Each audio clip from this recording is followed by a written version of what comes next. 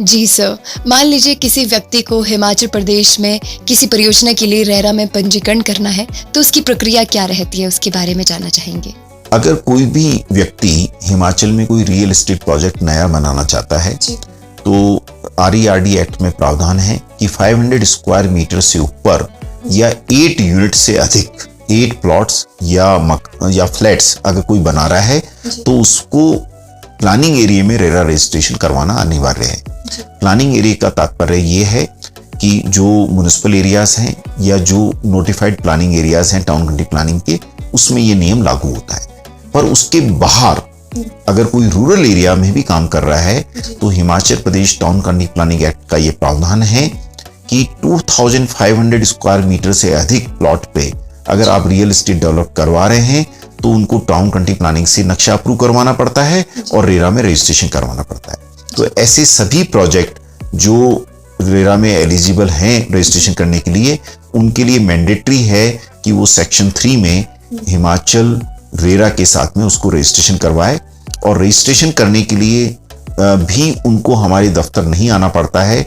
सारा जो भी डॉक्यूमेंट्स उनको सबमिट करने होते हैं वो उनको हमारी वेबसाइट, हमारी वेब पोर्टल के माध्यम से सबमिट करने पड़ते हैं। और उसमें जो उनको डॉक्यूमेंट सबमिट करने होते हैं, मुख्य रूप से जमीन की जो उनकी ऑनरशिप है, उनको म्युनिसिपैलिटी या टाउन कंट्री प्लानिंग से जो मैप अप्रूव हुआ है और उन्होंने जितने भी जो NOCs लिए हैं, उनकी क्लियरेंसेस हैं, उन सबको उसको अपलोड करना पड़ता है।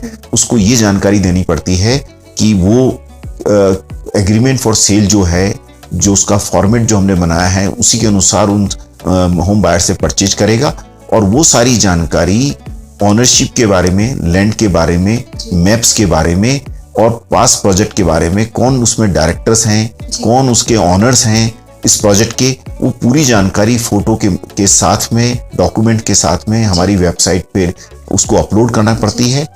हम उसको देखते हैं, अगर उसकी सारे डॉक्यूमेंट्स पूरे होते हैं तो हम उस प्रोजेक्ट को रेरा में रजिस्टर कर लेते हैं।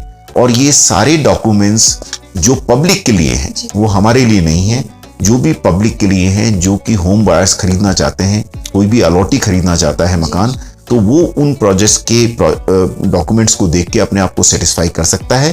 क्योंकि पहले क्या होता था कि प्रोजेक्ट प्रमोटर्स जो डॉक्यूमेंट्स है वो एक होम बायर्स को नहीं दिखाता था और उनको ये कहता था कि अरे आपको मैं इतना एरिया दे दूंगा, जबकि वो एरिया कम होता था। या वो कह देता था कि मेरी सारी अप्रूवल्स आ गई हैं, परंतु उसकी अप्रूवल्स नहीं होती थी, उसकी जमीन में कोई डिस्प्यूट होता था या उसकी हो सकता था कि उसका सैंक्शंस प्लान नहीं है। तो अब एक होम बायर्स हमारी जमीन सभी कागजात को उसको देखकर, जैसे सपोज हिमाचल में कोई प्रोजेक्ट लगाना चाहता है तो उसको 118 की अप्रूवल चाहिए जमीन खरीदने के लिए, तो हम देखते हैं कि उसकी 118 की अप्रूवल है या नहीं है। अगर हिमाचल का एग्रीकल्चरिस्ट है तो वो सीधा कर सकता है। तो हम पूरी जानकारी जो लीगल रूप से, जो हमारे रूल्स के माध्यम से चाहिए, स्टैट्यूटरी रिक्वायरमेंट, वो हम पूरी लेते हैं और उसको हमारी वेबसाइट पे अपलोड करवाते हैं। और साथ में ये जानकारी, जैसे मैंने कहा है, ये जनरल पब्लिक के लिए है, कॉमन आदमियों के लिए है।